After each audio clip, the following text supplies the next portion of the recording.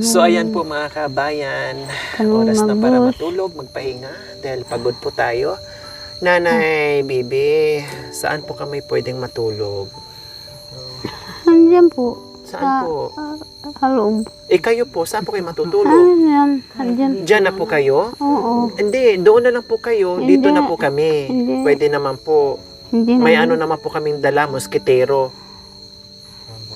Pwede naman Or ha. kulambo. Pwede naman ha. Yung papag. Ha? Doon kayo na lang ha papag. Doon na lang daw kami sa papag mga kabayan at dito na lang sila. Meron namang Meron naman bubong. lilim or meron namang bubong po mga kabayan. Oo. Kahit punit-punit po yung gutay-gutay na yung unang nailagay, meron naman po silang pinatong na bago.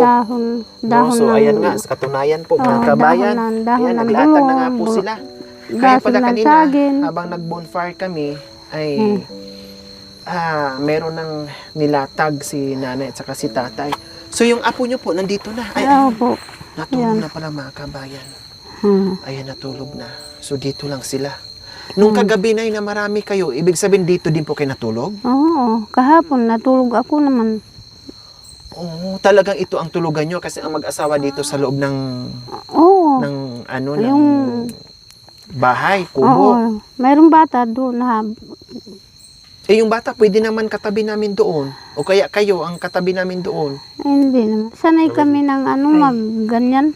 Sanay na po kayo magganito. Oo. Okay lang po kayo na doon kami? Sigurado po kayo, Nay? Oo. Walang problema po? Wala naman problema. Pwede na kayo manha doon. Sige na po. So loob. dito daw po mga kabayan.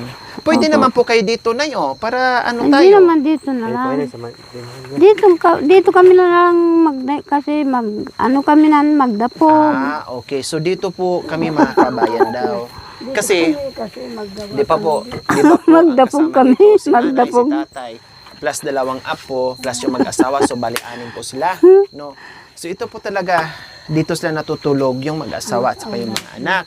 Ngayon, dahil may sarili naman ding kubo yung mga anak ni nanay, nandoon sila sa itaas. Umuwi muna sila doon kasi siguro hindi magkasya or iniisip na yung tulugan namin.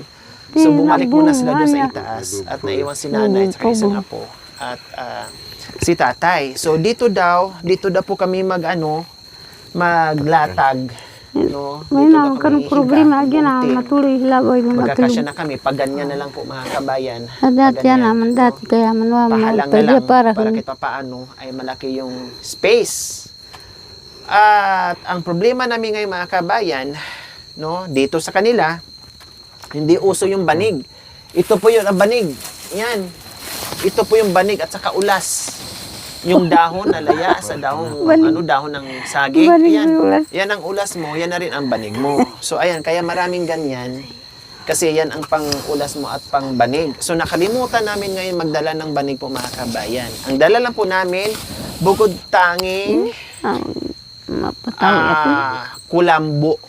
No, kulambo. Pero hindi naman malamok kasi siguro malinis naman yung palibot. Siguro dahil nag-aapoy naman, siguro dahil may katul din, siguro meron din nagpapausok dyan. Kaya walang lamok po mga kabayan. Yun nga lang, iiyak ka buong magdamag. Iiyak ka sa usok mga kabayan. Pero walang kamaramdaman na maghayo ba ito? lamok. Wala kang narinig ng lumilipad sa tainga mo mga kabayan. Napilitang papasok sa tainga mo. No, so ganyan. Buti na lang, meron naman din akong dalang galing to kay, hindi ko alam, kay Ate C. No, kay Ate C po siguro to. Ate C, ito, nagagamit ko na. So, pang spray. So, ito na lang po ang ang mag-spray na lang tayo. Naka-jacket naman tayo. So, yung gano'n lang siguro. Ganyan. At least hindi tayo makagat ng lamok. Then, si Mami din, syempre, kailangan din natin bago tayo mag-spray, no? Pero mayroon tayong kailangan isprayhan sa parte ng katawan ni Mami D, no? Para hindi tayo pugaran ng lamok. Oh. Mami D, akin na yung ilong mo. Yung ilong kasi nandiyan ang tirahan ng ng lamok. So wala naman, no? Wala naman kasi puro kami katulad ngayon, no. Nandito si Mami Di at saka si Nanay Bibi nagdadapog. Tapos yung tawag nito, yung usok. Then si Tatay din nagpapausok din sa bibig. Paano kami lapitan ng ng lamok? Magkabilaan ang pausok, mga kabayan. Kaya wala talagang lamok. Pero ganun pa man, para tiyak tayo na hindi talaga tayo malapitan ng lamok, maglagay na lang tayo ng kulambo, no, para doble safe tayo. Plus, hindi masyadong malamig kapag merong kulambo, mga kabayan. Kaya ito, ayusin muna namin, itabi muna namin yung mga gamit na doon, hindi lagyan ng bahala na. Kung ano yung, wala nang arte-arte. Kahit magkumo tayo o magsapin tayo ng kung ano-ano dyan, no problem. No problem po, mga kabayan.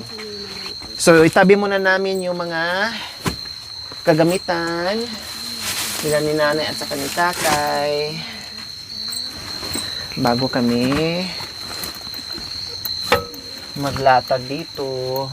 Kahit ulanin naman, mga kabay, no problem. Kasi bago nila nilagyan ng dahon ng saging, may plastic naman, ayan, nakalatag. Saka temporary lang naman nila. Ibig ko sabihin, yung kubo na ito, nandito to kapag dito sila nagtatanim, naglilinis, and everything, kapag nag-harvest. Yung bahay din nandoon. Pero ganun din, dahon din ng saging or bulong ng saging po, mga kabayan. So ito, ayusin na po namin ni Makoy yung tulugan. Ano ba to? Ay, sa kanila pala to. Kala ko sa atin. So mga damit nila, lagyan muna natin sa gilid. Ayan. Tapos na lang natin tong mga ayan. Kasi yun naman talaga ang tapi nila dito, mga kabay. Wala namang iba. Ha? Meron. Hindi, okay na yan. Ipailalim na. Yan. Walang banig, pero buti na nakadala kayo ng ganito. Buti nakadala kayo ng ganito. Okay lang. Hindi nakadala ng... Ganun ito na lang, kuya, ganyan na lang, Yan. Yan, okay na yan.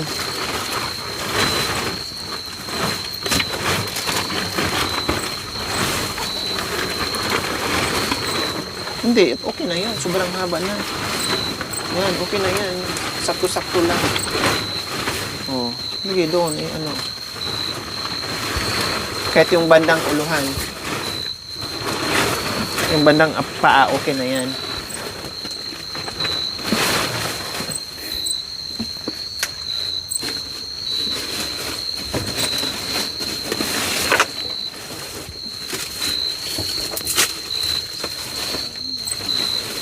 Bigyan mo yung Mami din. Ano to?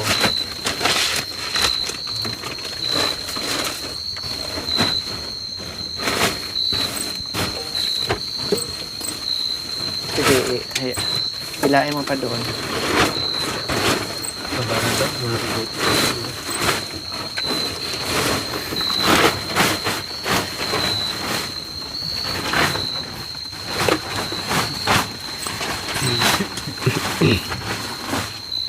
Marwen.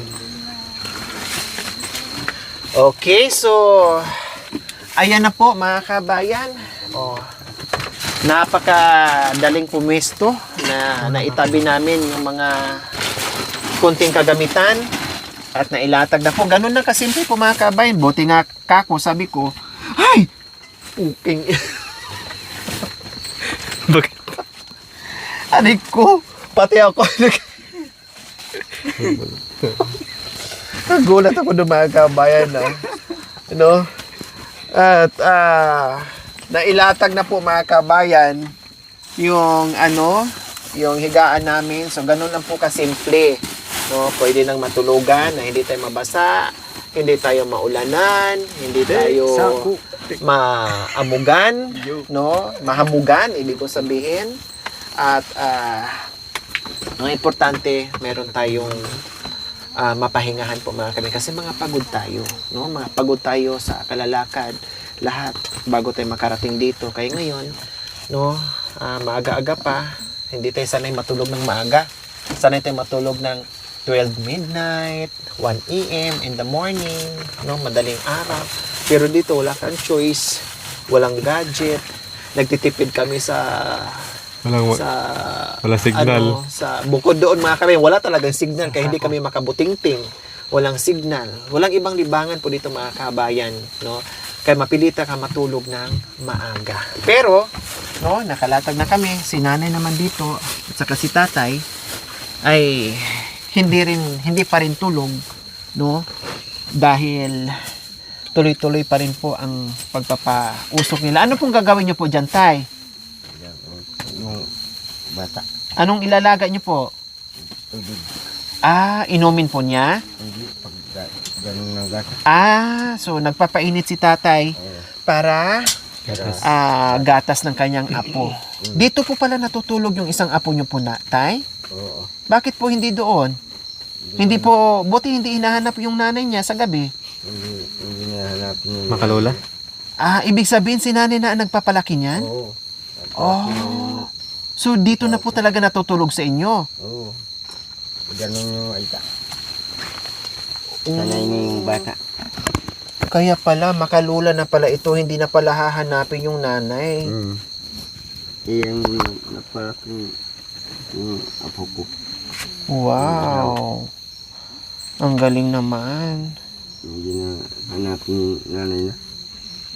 Hindi na hinahanap yung nanay niya. Biro mo mga kabayan na sa edad nila mga kabayan, mayroon pa kapansanan si nanay baby pero nag-aalaga pa pala ng apo. At sa kanya, lumaki ang apo na 2 years old po mga kabayan, no, na siya nagpalaki. Kaya ngayon, si tatay ay nagiinit ngayon ng tubig para pangtimpla ng gatas. Imagine mga kabayan na kahit anong busy na dito, pero hindi pa rin napagod, no? Nag-alaga pa din ng apo, nagbantay at nag-alaga ng apo. Kay si nanay baby po mga kabayan. Sabi ka pa yung hindi nakapagod. Kayo po nag-aalaga? Buti na kaya ng punay. Ha? Maliit pa yung bata na yan, kayo na po nag-alaga? Bakit po? Nandyan lang naman yung mama. Hindi naman. Hindi, isa. Yung isa yung... Pasusunod. Kasi magkasunod. Kasunod. Magkasunod po kasi. Isang taon lang tapos nabuntis ulit. Kaya ang ginawa nyo, kinuha nyo yung apo nyo, kayo nag-alaga, hanggat nasanay sa inyo yung Nasana yung bata. Nasana yung bata. Sorry po anak ko. Saan kayo galing, Mami D? Masakit yung tiyan ko. Isabo po na kuya. Buti nga may dala akong gamot. May isabo ka na, isabo.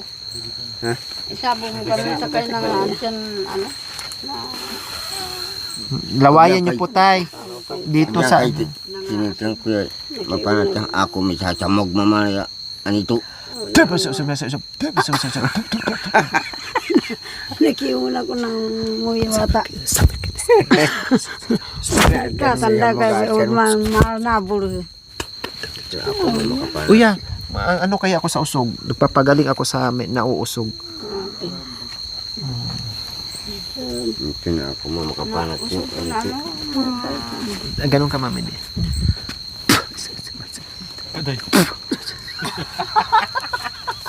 Katinyag nga ito. Ayan. Anito.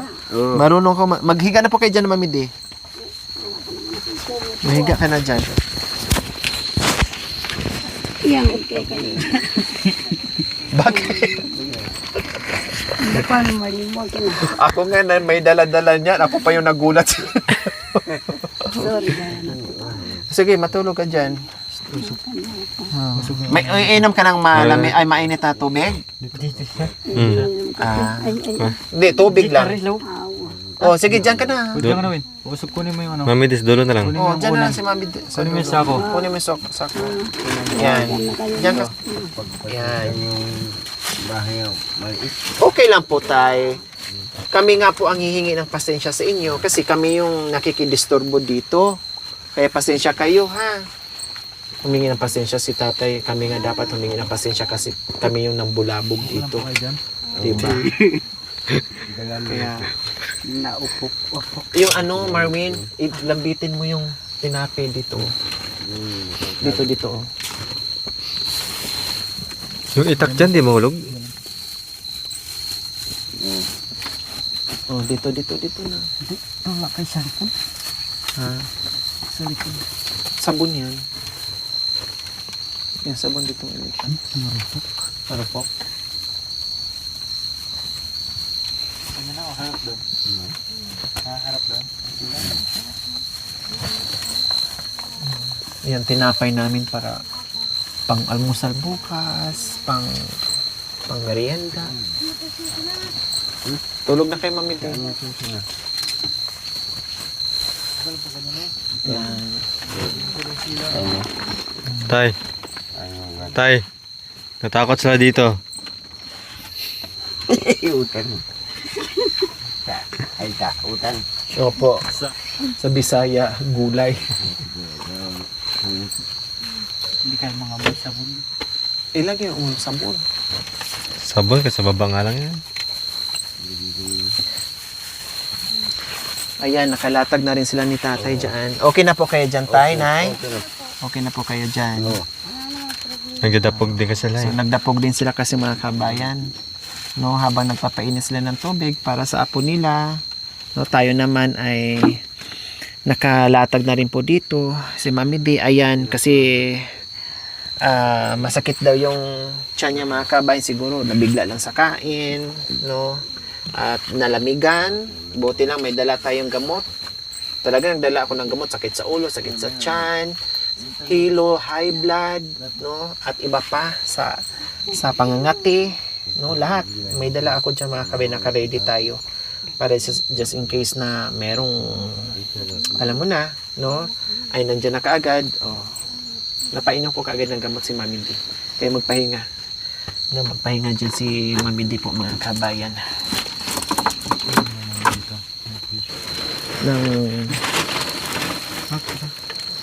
So ayan po mga kabayan, dahil sila ipatulog na rin, tapos yung bata natulog na rin, anak nga naman magsige pa ako dadal po mga kabayan. Wala naman din akong choice, no? Hindi mabutinting yung cellphone, wala tayong magagawa, no? Wala tayong ibang pwedeng gawin kundi matulog na talaga. O magpray muna tayo bago matulog mga kabayan para magpasalamat sa lahat ng natatanggap natin at sa paglakbay natin dito na safe tayo at sa lahat ng nangyayari dito sa kabundukan. So pray muna tayo.